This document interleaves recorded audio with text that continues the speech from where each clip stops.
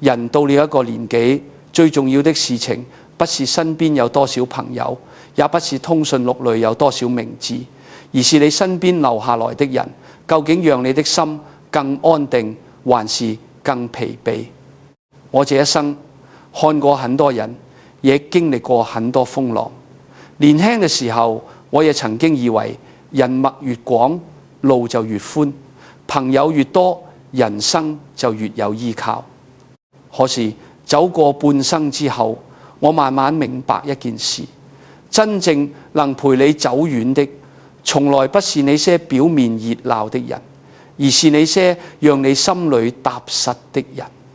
一個人年輕時可以多交朋友，多見世面，多聽不同的聲音，因為那時候我們還有體力去分辨，也還有時間去試錯。可是年紀漸長以後，人的精力是有限的，心力也是有限的。你不可能再把寶貴的時間浪費在讓你不舒服的人身上。有些人，你每次見完他，回家的路上心裏都很沉，明明沒有吵架，明明只是吃了一頓飯，聊了幾句話，可是你就是覺得累。你會反覆想，剛才那句話是不是我說錯了？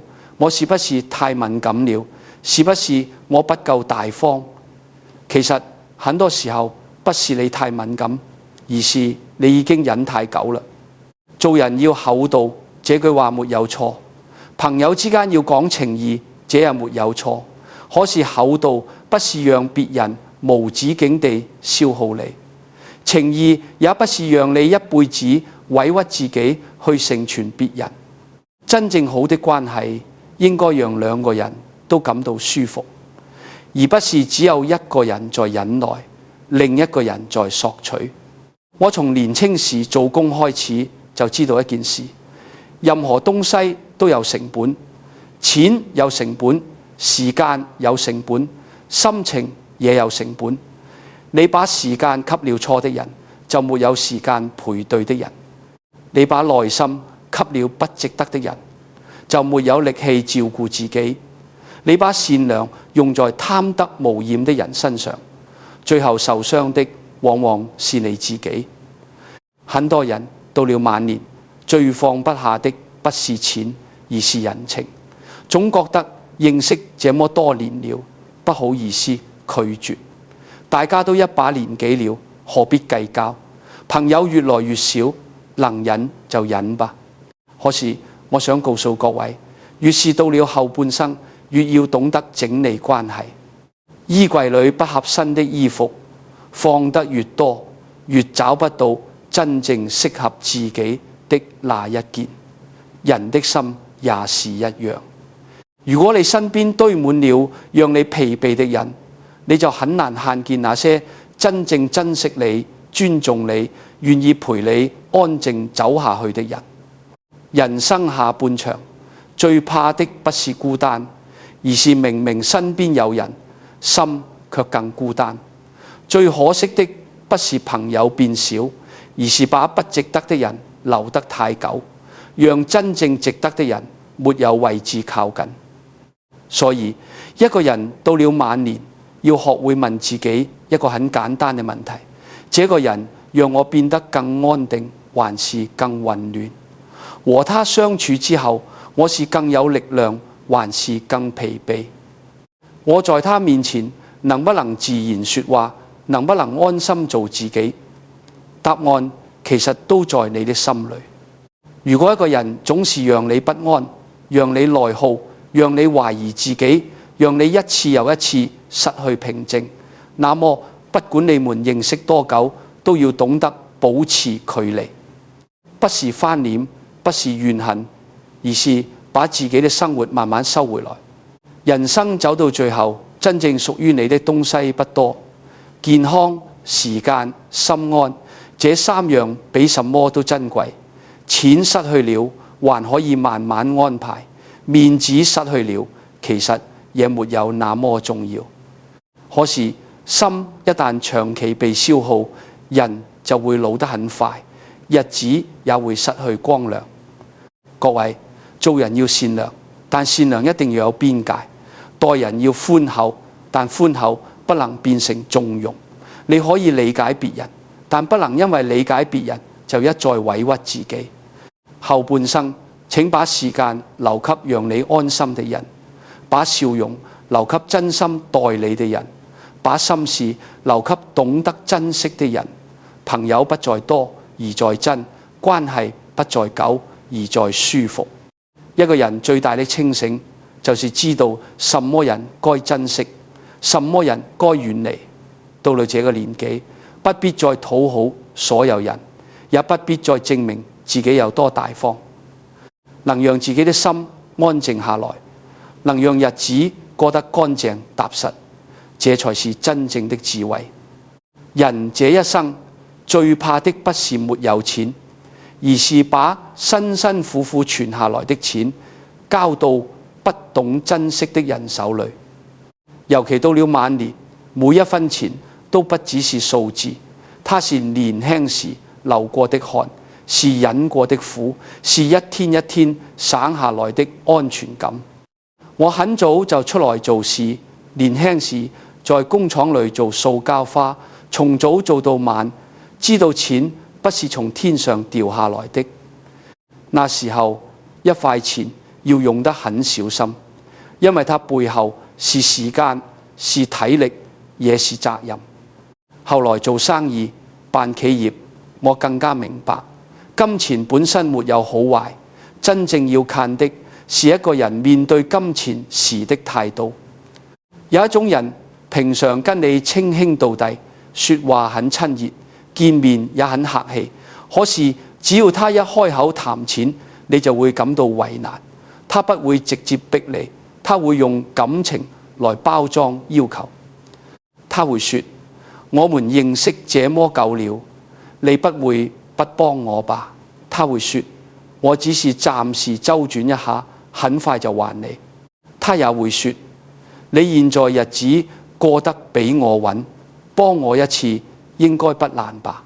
聽起來好像只是小事，可是你心裏開始不舒服，因為你知道這筆錢借出去很可能就回不來，但你又怕拒絕之後對方說你小氣，說你沒人情味，說你年紀越大越冷淡。各位，這就是很多善良的人最容易受傷的地方。你不是不懂道理，你只是太顧情分；你不是不知道對方未必可靠，你只是怕自己看起來不夠厚道。可是我想告訴你，保護自己的養老錢不是小氣，是清醒。晚年的錢和年輕時的錢不一樣，年輕時少一點，還有力氣再賺；年紀大了少一點，心裏就少一份安穩。醫藥費、生活費、突發狀況，每一樣都需要靠自己提前準備。你把這些錢借給不守信用的人，不是在幫朋友，你是在把自己的平安交出去。我做企業這麼多年，見過很多合作，真正可靠的人談錢一定清清楚楚，該寫下來就寫下來，該約定時間就約定時間，該還就還，因為他知道信用比錢更重要。相反地，越是不可靠的人，越喜歡把錢和感情混在一起。他怕清楚，怕規矩，怕你問期限，怕你留下證據。他最常說的一句話就是：我們這種關係還需要計較這麼多嗎？各位，越是這種話，越要小心。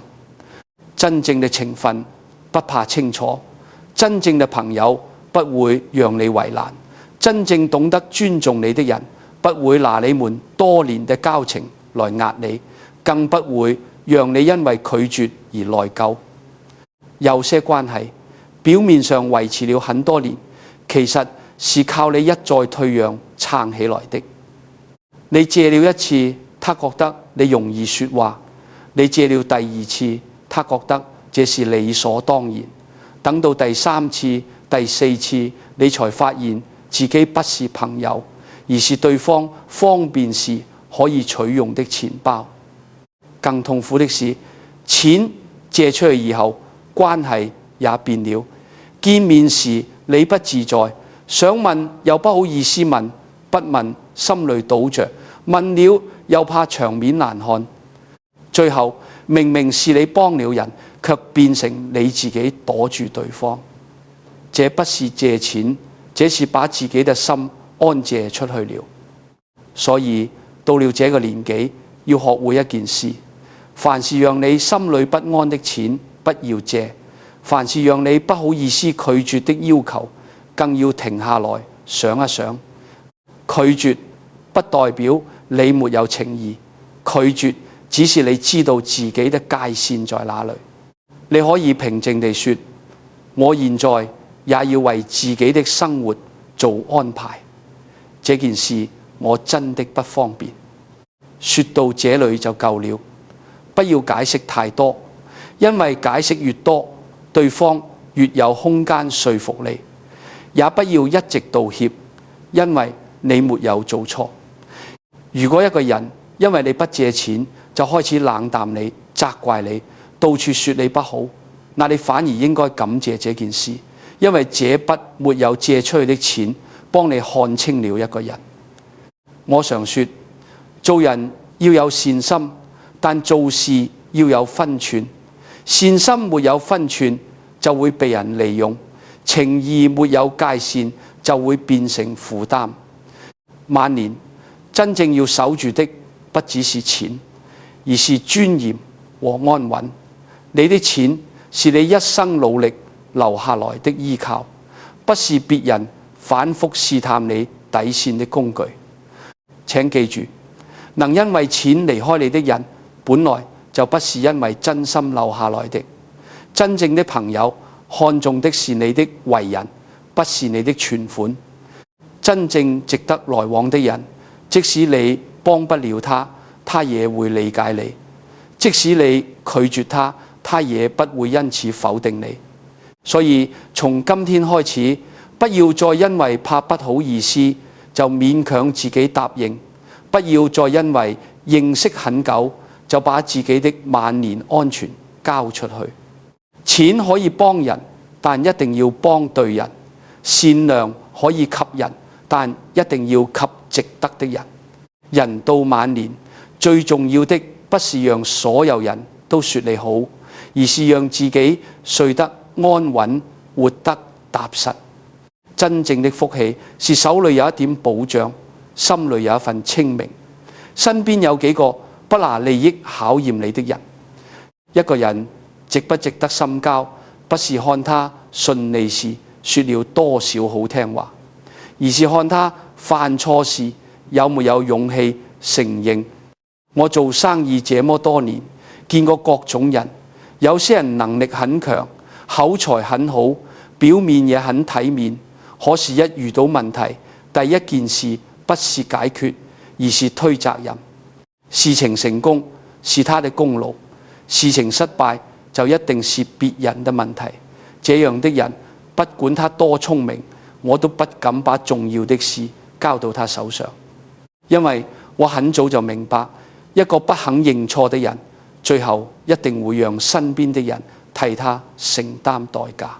在生活裏也有這樣的人，明明是他記錯了，卻說是你沒有講清楚；明明是他答應過的事沒有做到，卻說當時情況太複雜；明明是他的話傷了你，最後卻變成你太敏感、太計較、太不懂體諒。這種人最厲害的地方，不是他真的有道理，而是他能把一件很簡單的事說得很複雜。說住，你會開始懷疑自己，是不是我真的也有問題？是不是我不該提？是不是我讓場面變得難看？各位，這就是最消耗人的地方。有些關係不是一次大吵讓你受傷，而是一次又一次，明明對方錯了，最後卻由你來吞下去。你為了不破壞氣氛，選擇不說；你為了顧全多年的情分，選擇退一步。你以為自己是在維持關係，其實你是在慢慢犧牲自己心裏的公平。人與人之間最怕的不是有摩擦，再好的朋友，再親的家人，也一定會有意見不同的時候。真正可怕的是，一方永遠不肯面對自己的問題，另一方永遠被迫忍讓。久了以後，這段關係就不再平等了。你開始說話小心，做事小心，連提醒一句都要想很久。你怕對方不高興，怕對方反過來怪你，怕自己又成為那個破壞氣氛的人。可是請你記住，真正破壞關係的不是指出問題的人，而是永遠不肯承認問題的人。我年輕時做事，常常告訴自己，錯了就要改。那時候資源少，機會也少。一個錯誤如果不認真檢討，就可能讓全家沒有飯吃。後來企業越做越大，我更重視這一點。公司裏若有人犯錯，我不怕他錯，我怕的是他不肯面對。因為肯面對就還有救，不肯面對，問題一定會變大。做人也是一樣，願意說一句，這件事是我沒有處理好的人，未必完美，但值得信任，因為他心裏還有責任感。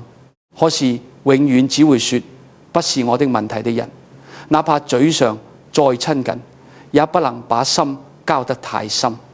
很多善良的人最容易在這種關係裏吃虧，因為你習慣替別人想，你會想他可能不是故意的，他可能只是面子掛不住。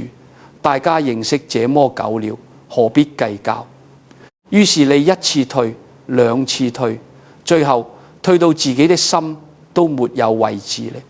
各位，寬容是美德，但寬容不能沒有底線。你可以原諒一個人的失誤，但不必縱容。一個人反覆推卸責任，你可以給人台階下，但不能每一次都把自己的尊嚴鋪成他的台階。你可以不躁，但心裏一定要清楚，這件事不是你的錯。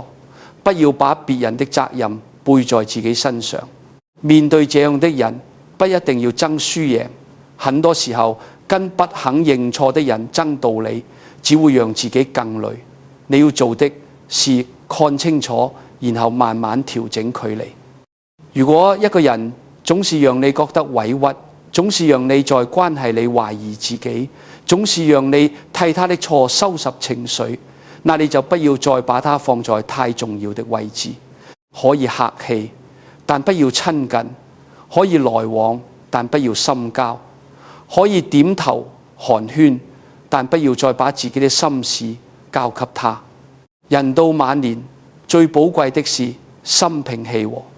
你沒有義務陪一個永遠不認錯的人反覆演同一場戲，你也不需要用自己的忍耐去證明自己有多善良。真正好的關係，錯了會道歉，痛了會在意，說重了會回頭，不是因為誰怕誰，而是因為彼此珍惜。如果一個人連一句對不起都說不出口，連一次反省都不願意做，那他看重的不是你們的情分，而是自己的面子。各位，面子不能比人心更重要。到了這個年紀，我們要把時間留給懂得尊重的人，把真心留給願意承擔的人，不要再為別人的錯折磨自己的心。你的平靜比一段勉強維持的關係更重要。家是一個人最後的安身之處。外面的世界再大，生意再忙，人情再複雜，回到家裏，心應該可以放下來。可是很多人到了晚年，最受傷的地方，偏偏不是外人棘的，而是因為把家裏的事說給了不該說的人聽。我這一生做事有一個很深的體會，真正重要的事情不能隨便交到別人的嘴裏。做企業是這樣，做人也是這樣。公司裏有些事情還沒有成熟之前，不能對外說；一個計劃還沒有落實之前，不能到處講；一個危機還沒有處理好之前，更不能讓不相干的人拿去議論。因為話一旦出了口，就不再完全屬於你了。家庭的事情更是如此。人到了某個年紀，心裏難免有一些放不下。孩子的婚姻、媳婦女婿的相處、兄弟姊妹之間的利益、老伴的健康、家裏的錢財安排，哪一件不是牽動人心的事？有時候心裏悶得久了，總想找一個人說說。可是你一定要看清楚，坐在你面前的那個人，是能替你守住話的人，還是只想拿你的故事去換取別人的注意？有一種人看起來很關心你，他會問得很細，聽得很認真，還會皺住眉頭替你分析。你一開始會以為這個人真是熱心，真是替我着想。可是過不了多久，你就會發現你家的事別人也知道了。你原本只說給一個人聽的話，變成了茶餘飯後的話題。這樣的人最常說的一句話就是：我是關心你，才跟別人提一下。可是各位，真正的關心不會讓你的隱私到處流動。真正替你着想的人，聽了你的難處，只會放在心裏，不會拿出去說。有些人喜歡插手別人的家事，表面上是在給建議，實際上是在越界。你說孩子最近不常回來，他馬上評論孩子不孝。你說媳婦個性比較安靜，他立刻說你要小心。你只是想抒發一下，他卻把你的家人一個一個拿出來評斷。聽完以後，你不但沒有輕鬆，反而更煩，因為你本來只是心裏有點苦，結果被他一說，好像整個家都有問題。各位，這種人不能深交。一個成熟的人知道什麼話可以說，什麼話不能說，知道別人的家庭是別人的邊界，不是自己可以隨便走進去的地方。真正有修養的人不會用自己的嘴去翻別人的家務事。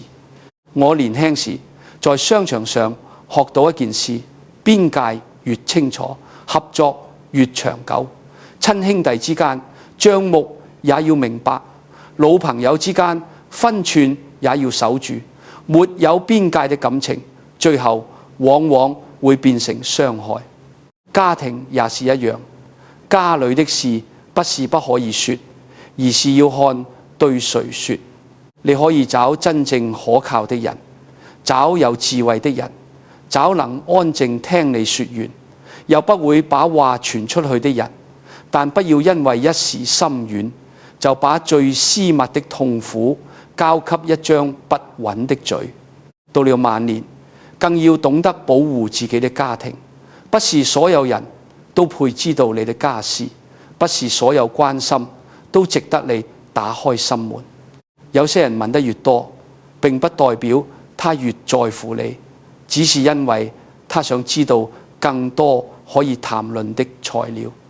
面對這種人，不需要翻臉，也不需要生氣，你只要溫和而堅定地說：家裏的事情我們自己會處理。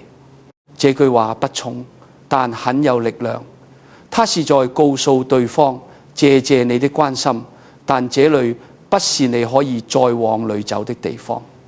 如果對方聽了之後不高興，甚至說你見外，那你更要明白，他要的不是關心你，而是掌握你的故事。真正尊重你的人會尊重你的沉默，真正疼惜你的人不會逼你交出隱私。人到晚年，最重要的是讓家安靜，家裏已經有自己的風雨，不需要再讓外人的嘴添更多灰塵。孩子的事、夫妻的事、金錢的事、健康的事，都要慎重放在心裏，不要輕易拿出去給別人評價，因為很多時候傷人的不是事情本身，而是事情被錯的人知道之後變成了流言。各位，做人可以坦誠，但不能沒有防備；心可以柔軟，但門不能永遠敞開。你要記住，真正的智慧不是什麼都說，而是知道什麼該說，對誰說，說到哪裏為止。保護家人也是保護自己，守住家事的分寸，就是守住晚年的安寧。不要讓你一時的心事成為別人口中的故事。真正值得信任的人會替你守住秘密，而不值得的人連一句多餘的話都不要交給他。人到晚年，最怕的不是生活安靜，而是身邊有一個人讓你的心永遠安靜不下來。有些人表面上看起來很熱情，說話也很直接，大家一開始會覺得他只是性子急、脾氣真。可是相處久了，你會發現，只要他在場，氣氛就很容易變得緊張。你說一句話，要先看他的臉色；你做一件事，要先想他會不會不高興。久而久之，你不是在交朋友，而是在照顧他的情緒。我做企業這麼多年，很清楚一件事：一個人如果不能管理自己的情緒，就很難管理好人生。做生意會遇到困難，市場會有變化，合作會有摩擦。遇到事情就發脾氣的人，表面看起來很有氣勢，其實內心不穩。真正能成大事的人，不是沒有情緒，而是知道情緒不能隨便丟給別人。生活裏也一樣，有一種人遇到一點小事就提高聲音，約好的事情有一點差錯，他就生氣；別人說話沒有照他的意思，他就不滿。一群人好好的聚會，因為他一句話，氣氛馬上冷下來。大家表面上不說，心裏卻都在躲。還有一種人，不一定大吵大鬧，但更讓人疲憊。他不高興的時候不說話，臉色沉下來，問他怎麼了，他說沒事，可他的沉默像一塊石頭，壓得周圍的人都喘不過氣。最後大家只好反過來猜他的心思，哄他的情緒。各位，這不是成熟，這是一種控制。真正成熟的人不會讓別人每天猜自己的情緒。真正有修養的人，即使心裏不舒服，也會用合適的方式表達，而不是用怒氣或冷漠懲罰身邊的人。如果你身邊有這樣的人，你會慢慢失去自己。你開始少說話、少表達、少提出意見。你原本是一個自然開朗的人，後來卻變得小心翼翼。每次見面之前，你不是期待，而是擔心今天他心情好不好，今天會不會又突然翻臉。這樣的關係會消耗人的精神。我年輕時吃過很多苦，也看過很多人的脾氣。後來我明白，真正有力量的人不需要用脾氣證明自己。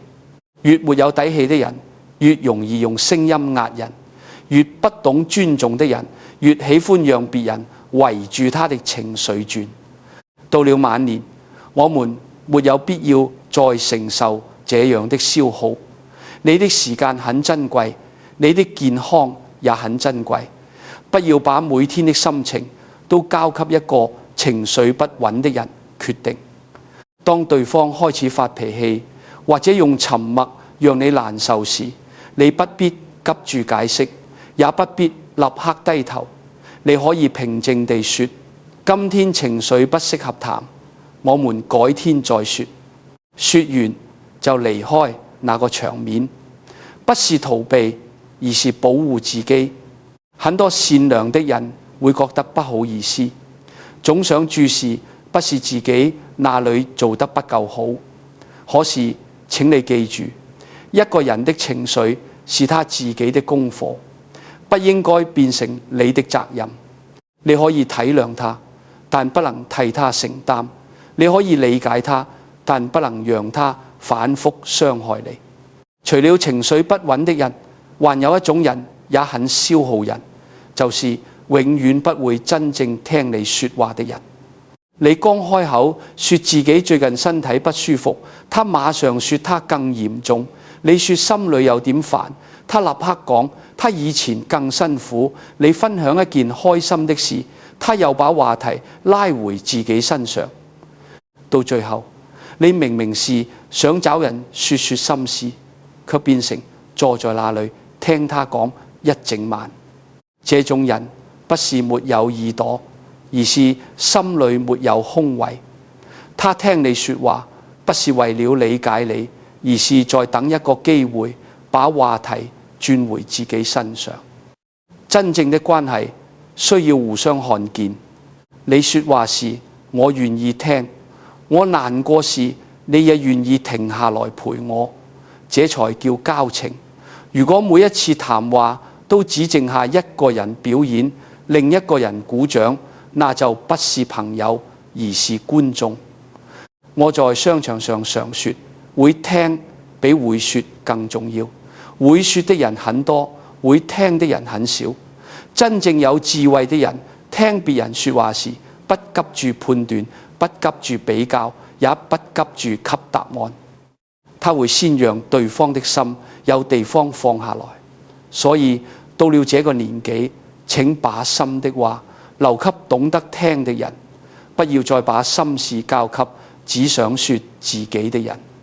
你不是沒有表達能力，也不是你的故事不重要，只是對方心裏裝滿了自己，沒有空間放下你。人到晚年要遠離兩種消耗，一種是情緒上的壓迫，一種是言語上的忽視。前者讓你緊張，後者讓你孤單。這兩種人表面不同，本質一樣，都是只看見自己，沒有真正看見你。請記住，好的關係應該讓人放鬆，不是讓人戒備；應該讓人被理解，不是讓人更沉默。你可以善良，但不必做別人情緒的出口；你可以耐心，但不必做別人一生的聽眾。晚年的日子要留給讓你心平的人，那些讓你總是提心吊膽、總是說不出真話的人，就慢慢遠一點吧。真正珍惜你的人，不會讓你在他面前活得這麼累。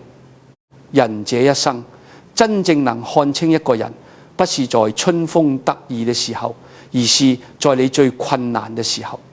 你有成就的時候，身邊不缺人；你有錢的時候，飯局不缺人；你身體健康、精神好，還能替別人幫忙的時候，很多人都願意靠近你，因為你身上有光有熱，也有他們可以得到的東西。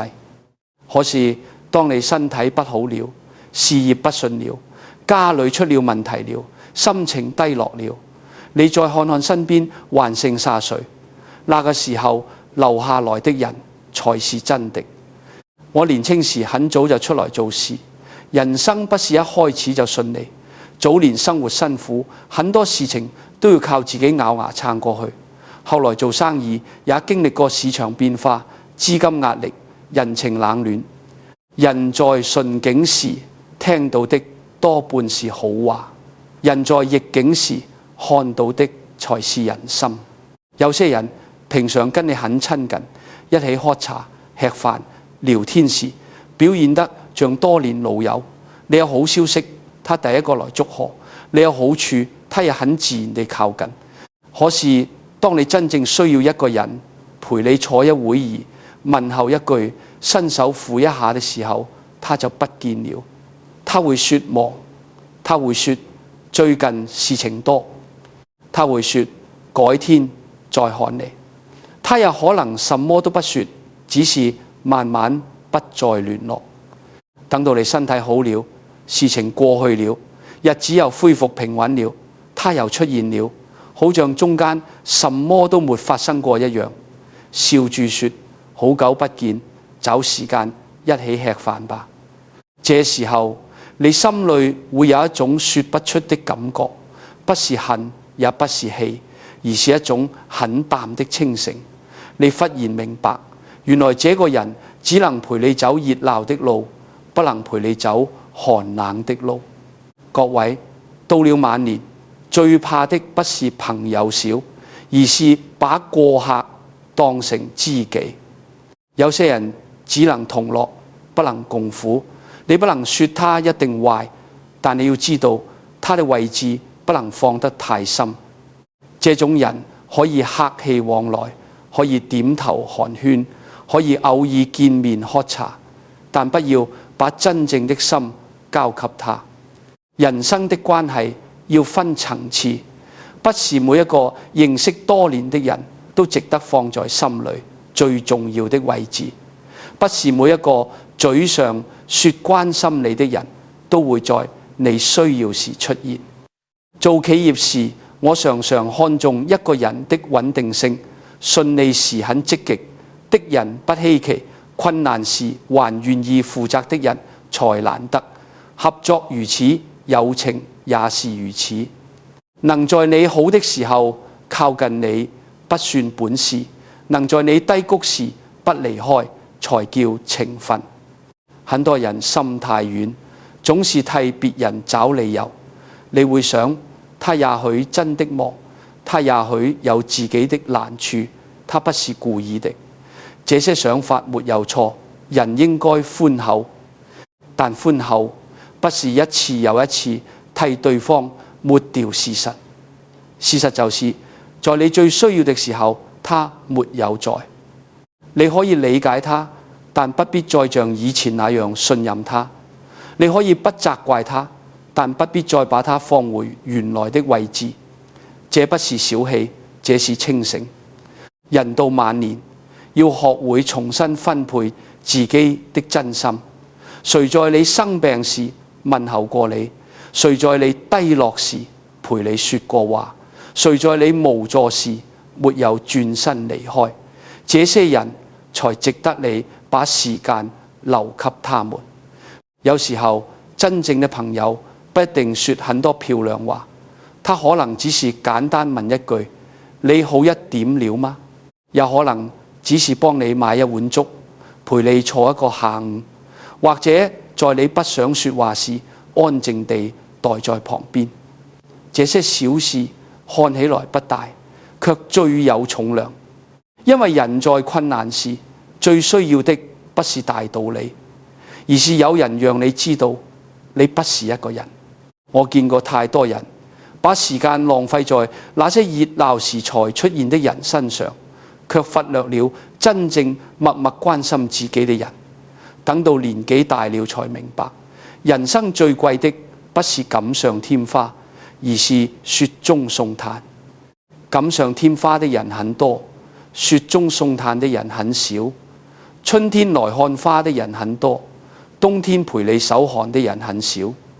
所以請你記住，往後的日子不要再把最好的情分交給只在晴天出現的人。那些在你風光時靠近，在你困難時沉默，在你恢復後又若無其事回來的人，你可以禮貌對待，但不要再全心倚靠。真正值得珍惜的人，是在你最不體面、最脆弱、最需要支撐的時候，仍然沒有離開的人。晚年最大的智慧，就是知道誰只是路過，誰才是真正同行。路過的人不必遠，同行的人一定要珍惜。把你的時間留給陪你走過低谷的人，把你的感謝留給在你最難時沒有走遠的人，把你的心留給那些不因你的高低起伏而改變態度的人。人生下半場不需要太多熱鬧，只需要幾個在風雨中仍願意替你撐傘的人。這樣的人也許不多，但一個就很珍貴。人到了晚年，身邊最值得珍惜的人，不是每天陪你說閒話的人，也不是只會說好聽話的人，而是那種和他相處之後，你會覺得自己還有力量，還有希望，還能變得更好的人。這樣的人很少，但非常珍貴。我年輕的時候，日子並不容易，很早就要出來工作，肩上有家庭的責任，也沒有太多可以依靠的條件。那時候我明白一件事，人如果只看眼前的困難，很容易就被生活壓倒，但如果心裏還相信自己可以往前走，就還有改變命運的機會。後來做企業，我也常常看到一種差別，有些人一遇到問題就說不可能，太難了，我們做不到。這樣的話聽多了，整個團隊的氣就會散掉。可是也有一些人，他不一定聲音最大，卻能冷靜地說，我們再想一個辦法。這一句話就能把人的心拉回來。人生也是如此，有些朋友你跟他坐在一起，他總是說，老了啦，還想那麼多做什麼？你想學一點新東西，他說，這個年紀學不來了。你想出去走走，他說，何必那麼麻煩？你想把日子過得有精神一點，他又說，到這把年紀了，差不多就好。這些話聽起來像是現實，其實是一種慢慢熄滅。人的話你聽久了，真的會開始相信自己不行。你會覺得反正年紀大了，算了，反正人生就這樣，不必再期待什麼。可是各位，年紀大不代表人生只剩下等待，只要心還願意動，日子就還有新的可能。真正值得放在身邊的人，不會一直提醒你你老了，他會讓你想起你還有經驗，還有智慧，還有很多沒有用完的價值。他不會用空話鼓勵你，而是很實在地陪你走一小步。比如說，你想整理自己一生的故事，他不會笑你，他會說，你可以先寫一段，不用寫得很好，先寫下來就好。你想每天運動，他不會潑你冷水，他會說，不用走很遠，今天先走10分鐘。你想學手機、學拍照、學一點新的東西，他不會嫌你慢，他會耐心告訴你，慢慢來，會比不會好。這種人最可貴的地方，是他看見了你自己都快忘記的那一部分。人到了晚年，最容易失去的不是能力，而是相信自己還有能力的心。一個人如果一直被否定，就會越來越沉默；如果一直被鼓勵，就會慢慢重新站起來。我常說，機會是留給有準備的人，但準備不只是年輕人的事，晚年也需要準備。準備健康，準備心境，準備新的生活方式，也準備讓自己每天都有一點期待。而一個能讓你變得更好的人，就是在你想放棄時輕輕扶你一下的人。他不替你走路，但他讓你相信你還走得動。他不替你決定人生，但他讓你看見你還有選擇。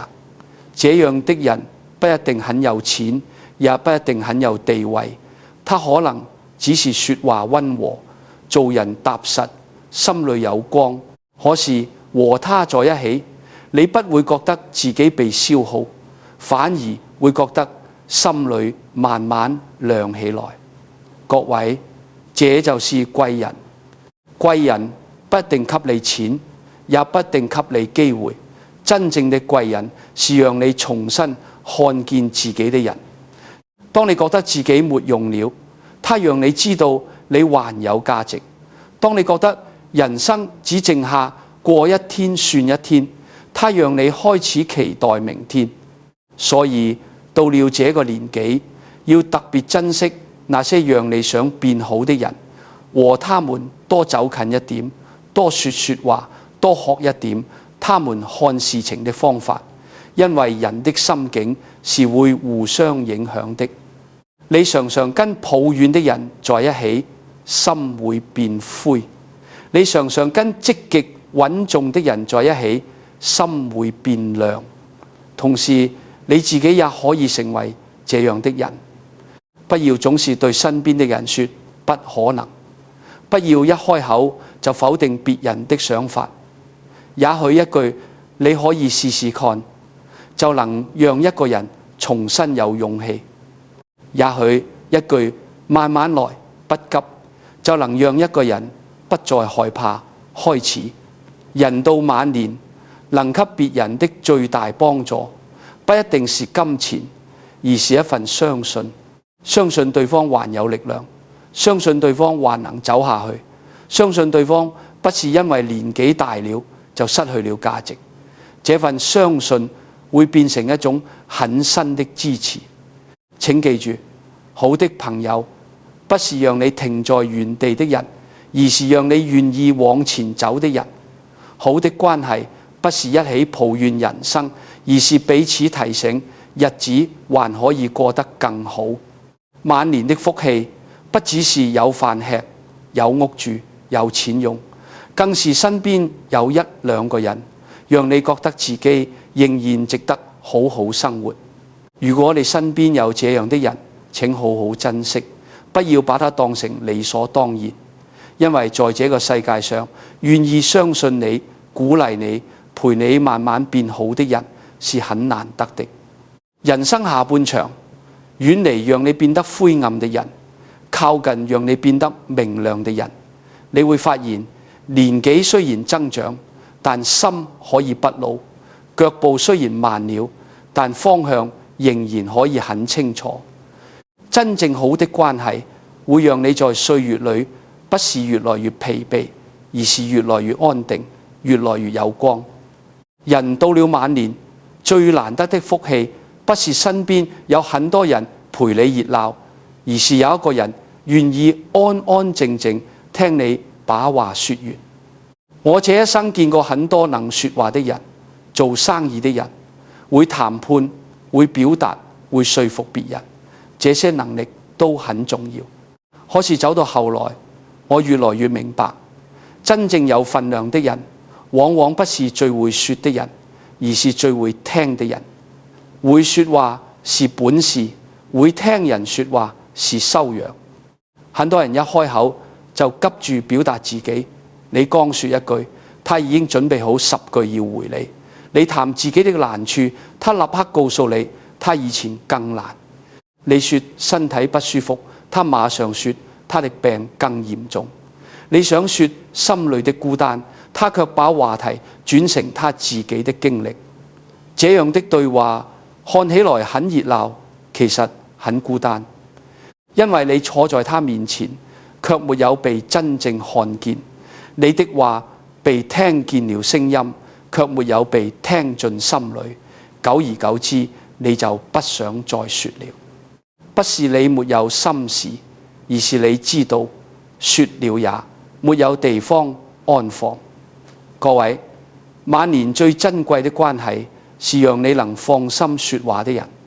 這個人不一定給你答案，也不一定能替你解決問題。可是當你說話時，他不急着打斷你，不急着批評你，也不急着教你怎麼做。他只是安靜地聽，讓你慢慢把心裏壓了很久的東西說出來。有時候一句我懂你一定很不容易，比很多大道理都有力量。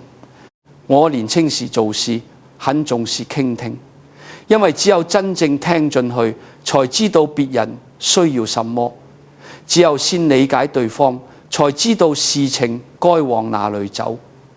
企業如此，家庭如此，朋友之間更是如此。人與人相處，最怕的是只剩下各說各話。你說你的，我說我的。你想被理解，我只想證明自己有道理。這樣的關係再長久也不會深。真正值得留在身邊的人，是在你開口時願意把自己的急躁放下來的人。他懂得尊重你的感受，也懂得給你的情緒留一個位置。這種人不會把你的脆弱當笑話，不會把你的秘密當談資，更不會在你最需要安慰的時候拿自己的故事蓋過你的故事。這樣的人要好好珍惜。可是各位，我們也要回頭看看自己，晚年整理關係，不只是看清別人，也要修正自己。你希望身邊有一個會聽你說話的人，你自己也要學會聽別人說話。不要每次別人一開口，我們就急住給建議；不要別人還沒說完，我們就說我知道了。很多時候，對方需要的不是答案，而是陪伴；不是批評，而是理解；不是被指導，而是被接住。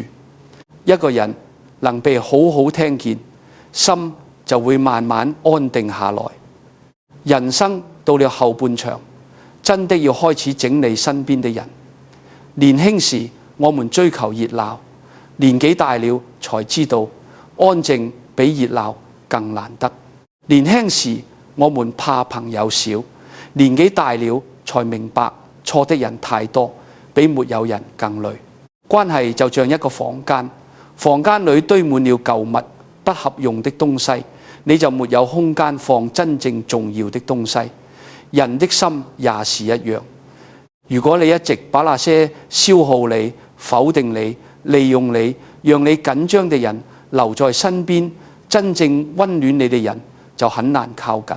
所以從今天開始，要學會做一件事，把關係分清楚，讓你心裏的人慢慢少見，讓你不安的人保持距離，讓你一直委屈的人不必再深交，讓你變得更好的人要珍惜，願意聽你說話的人要感謝，在你困難時留下來的人要放在心上。這不是冷漠，這是智慧。我一直相信，人生最後拼的不是誰認識的人多，而是誰的內心更安穩。錢財有一天要放下，名聲有一天也會淡去，到最後真正陪着你的是你的心境，是你的健康，是身邊那幾個讓你覺得踏實的人。